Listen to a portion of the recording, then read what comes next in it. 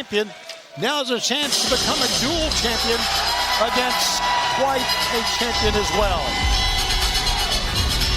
And her opponent, from Long Island, New York, he's an AEW Women's World Tag Team Champion and the reigning and defending TBS Champion, Willow Nightingale!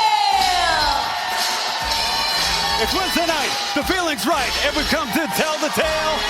It's one half of the Babes of Wrath. It's Willow Nightingale. TBS title up for grabs, and we're looking for a solution to defeat Persephone 1, 2, 3, and head to Revolution. Wow. Yeah, Bryan. That was super cool, man. And Riccaboni, everybody, with his Willow Nightingale rap. Well, Willow Nightingale, as we saw last Saturday, the Babes of Wrath were beaten up by Megan and Lena Cross, and then she goes on last Sunday to defend her TBS title against Nina Samuels. Show you how tough this lady is. And Willow Nightingale